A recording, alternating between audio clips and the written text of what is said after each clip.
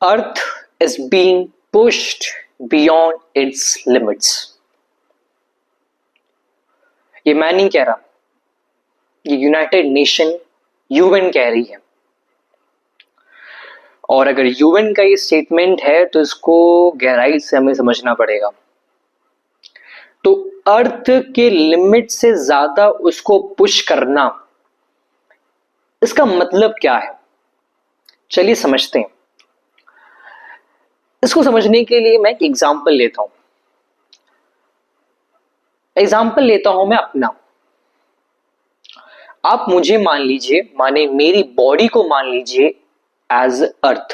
अर्थ माने अर्थ के water ecosystem, land ecosystem, air ecosystem, माने जो पूरा बायोस्फीयर है, जितनी भी एनवायरनमेंट के कंपोनेंट्स हैं जिससे अर्थ बना हुआ है, वो मैं हूं। मैं पानी हूं, मैं लैंड हूं, मैं एयर हूं, मैं सब हूं। ठीक है।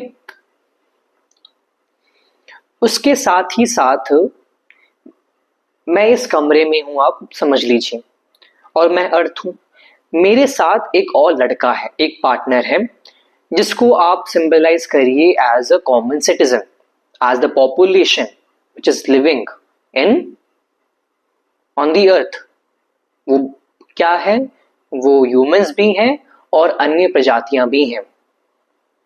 ठीक है। माने जो दूसरा पार्टनर है वो कम्युनिटी है, और जो मैं हूं वो अर्थ है और उसके इकोसिस्टम है।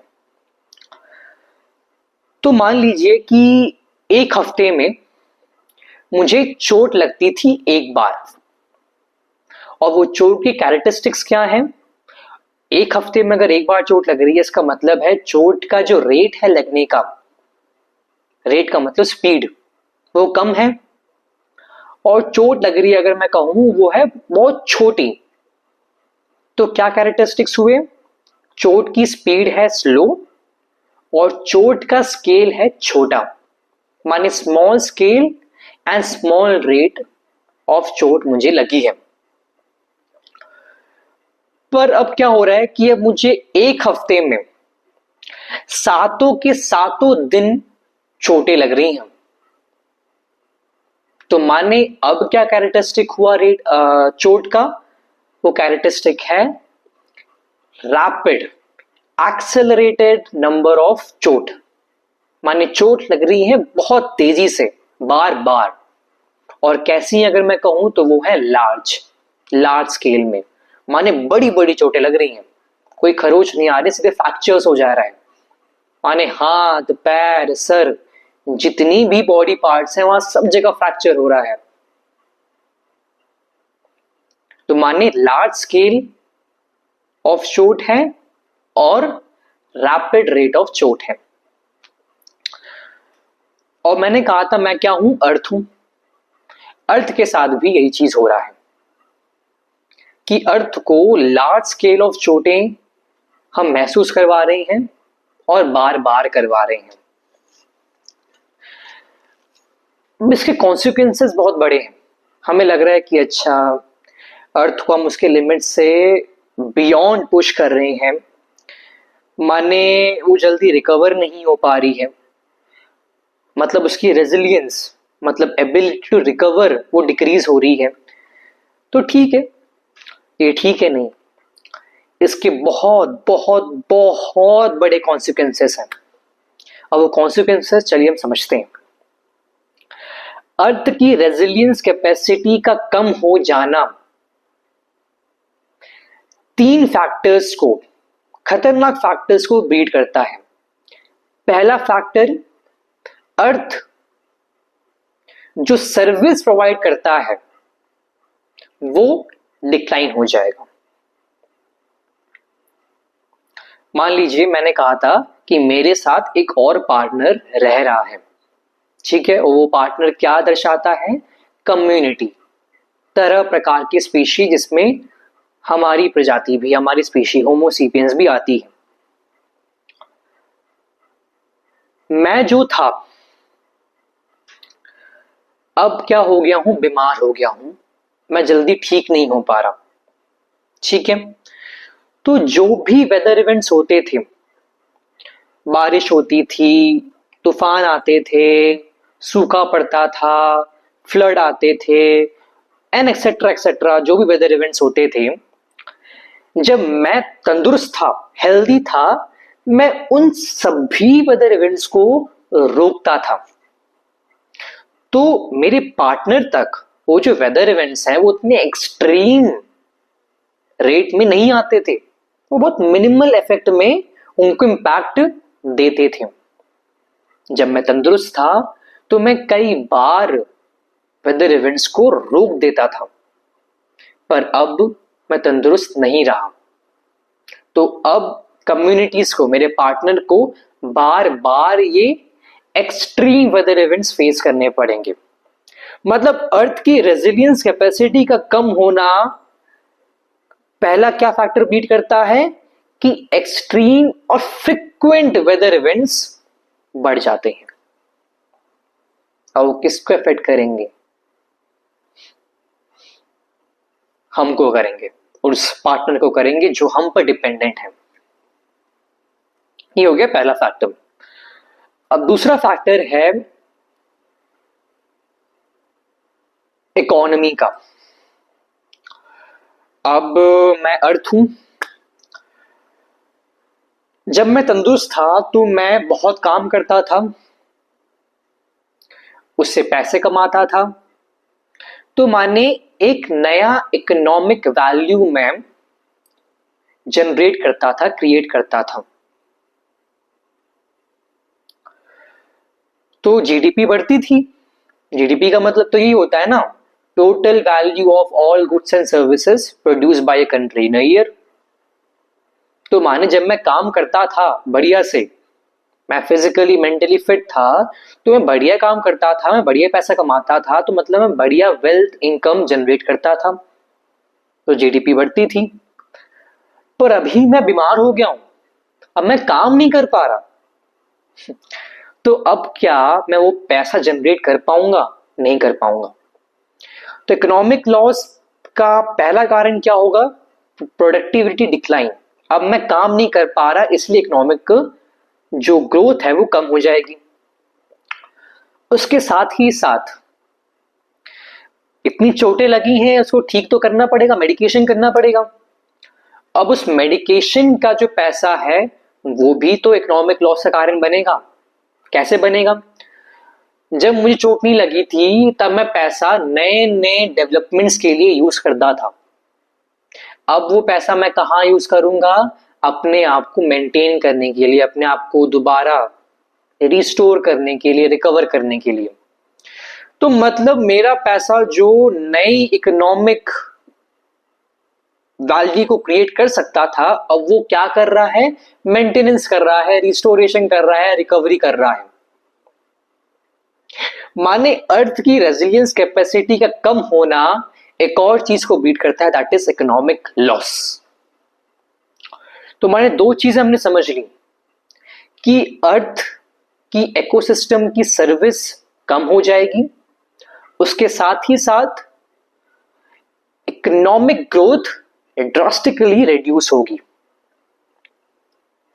अब मैं ये बहुत लेमैन लैंग्वेज में कह रहा हूं, साधारण भाषा में कह रहा हूं। यही चीजों को यूएन ने तथ्यों के माध्यम से जब पढ़ा, इसलिए उन्होंने स्टेटमेंट रिलीज किया कि earth is being pushed beyond it's limits. तब वो क्या तथ्य थे जो उन्हें ये कहने पर मजबूर कर दिए? अब हम तथ्यों को बारी बारी से समझते हैं। रिसेंटली एक रिपोर्ट पब्लिश हुई है जिसका नाम है state of global climate report. इसमें यूएन ने कंफर्म किया है कि ये जो पिछले 10 से 11 साल हुए हैं, 2015 से 2025 वाले, दे वे दी हॉटेस्ट ऑन रिकॉर्ड। मतलब ऐसे हिस्ट्री में इतने 11 साल कभी गर्म हुए नहीं हैं जितने पिछले 11 साल हुए हैं। अब उसकी पिक्चर मैं यहां पर लगा दे रहा हूं, आप देख सकते हैं।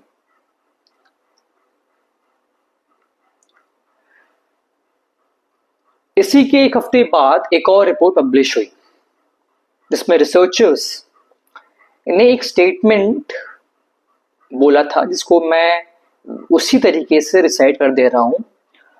वो स्टेटमेंट है, earth has warmed around 0.35 degree Celsius in the decade to 2025 compared to less than 0.2 degree Celsius per decade on average between 1970 and 2015।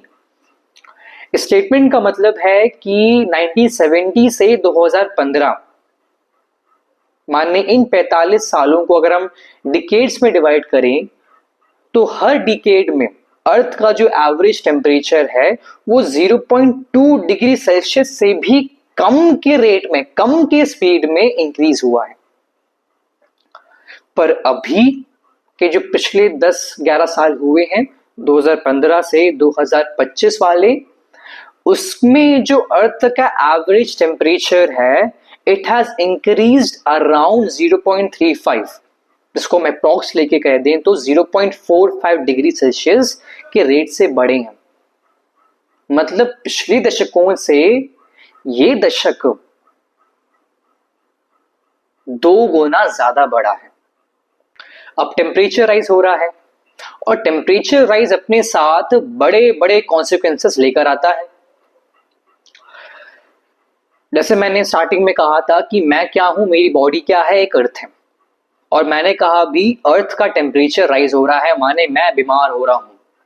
और जब मैं बीमार होऊंगा तो मैं जो भी वेदर इवेंट्स हो रहे हैं, flood, drought, heat wave, storm, cyclone, ये सब, इन सबको मैं रोक नहीं पाऊंगा, इन सबसे मैं फाइट नहीं कर पाऊंगा। तो वेदर इवेंट्स क्या हो जाएंगे, एक्सट्रीम हो जाएंगे और फ्रीक्वेंट हो जाएंगे। और वो किसको अफेक्ट कर रहे थे, मैंने कहा था मेरे पार्टनर को, कम्युनिटीज को, सभी प्रजातियों को, सभी लिविंग ऑर्गेनिजम्स को। तो एक्सट्रीम वेदर इवेंट ने किसको परेशान किया, कम्युनिटीज को। कैसे करता है परेशान, by reducing the services which are provided by the earth। जैसे मान लीजिए मैं इस एरिया में खेती करता था, ठीक है, अब खेती अर्थ के सर्विस से ही तो होती है। अर्थ की सर्विस जैसे सॉइल की फर्टिलिटी, सॉइल के अंदर के माइक्रो ऑर्गेनिजम्स, सॉइल में हो रही न्यूट्रिएंट साइक्लिंग, और जो पूरा क्लाइमेट है, वेदर है, ठीक है, ये सब क्या है, सर्विसेज ही तो हैं अर्थ की। तो जब ये सर्विसेज अर्थ दे नहीं पा रहा क्योंकि बीमार हो गया है, तो इससे क्या होगा, एग्रीकल्चर यील्ड, उत्पाद खेती का वो कम हो जाएगा। और जब खेती का उत्पाद कम हो जाएगा, उसमें न्यूट्रिशनल वैल्यू कम हो जाएगी, तो क्या होगा, उससे फूड इनसिक्योरिटी बढ़ेगी।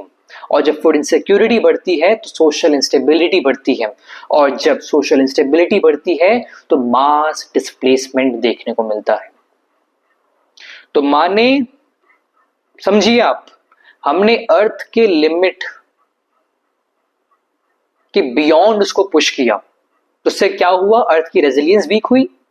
रेजिलियंस वीक हुई एक्सट्रीम और वेदर इवेंट्स फेस करने मिले कम्युनिटीज को, और उसके वजह से जो सर्विसेज वो लेते थे अर्थ से वो कम हो गए। लेना तो चाह रहे थे पर वो दे ही नहीं पा रही है। इससे क्या हुआ, सोशल इंस्टेबिलिटी हुई, डिस्प्लेसमेंट हुआ। और डिस्प्लेसमेंट से क्या होगा, मान लो मैं खेती करता था, अब खेती मेरी वेदर इवेंट्स की वजह से तबाह हो गई, अब मैं जाऊंगा दूसरी जगह पर, ठीक है। अब वहां के जगह लोग चाहेंगे क्या मुझे वहां पर बुला लेना, वहां पर स्वीकार करना, वो नहीं स्वीकारेंगे मुझे, क्योंकि रिसोर्सेस तो वहां पर उतने ही हैं, पर लोग ज्यादा हो जाएंगे। तो लोग ज्यादा है, डिमांड ज्यादा है, रिसोर्सेस उतने ही हैं, तो उससे होंगी जंग, उससे होंगे तरह प्रकार के युद्ध। और यही युद्ध, यही वॉर जो किसके वजह से आया है, अर्थ अपनी रेजिलियंस कैपेसिटी रिड्यूस किए कर गया है, इसके वजह से। और इसी डिस्प्लेसमेंट, इसी वॉर की वजह से जो भी क्लाइमेट चेंज के लिए मिटिगेशन कर रहे हैं, जो भी क्लाइमेट चेंज के लिए हम अडैप्टेशन कर रहे हैं, उसकी गति में, उसकी गति धीमी हो जाएगी। तो ये है पूरा कॉन्सिक्वेंसेस जो अर्थ की रेजिलियंस कैपेसिटी के कम हो जाने की वजह से होती है, और इसी की वजह से 2025 में हजारों मौतें हुई हैं और लाखों लोगों की जो लाइफ्स हैं उसको इम्पैक्ट किया है इसने। अब हम चलते हैं इकोनॉमिक लॉसेस को समझने के लिए।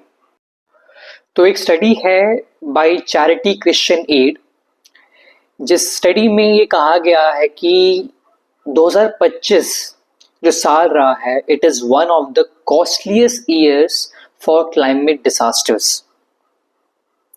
Costliest years for climate disasters का मतलब है ये साल में सबसे ज्यादा इकोनॉमिक लॉसेस देखने को मिले हैं due to record breaking weather events जैसे heat waves, tropical cyclones, rainfalls and etcetera. और वो टोटल इकोनॉमिक लॉस कितना है? करीबन 120 बिलियन डॉलर। और वो जितने भी इवेंट्स हैं, वेदर इवेंट्स हैं, जिनके वजह से ये 120 बिलियन डॉलर का लॉस हुआ है, वो आप स्क्रीन में देख सकते हैं।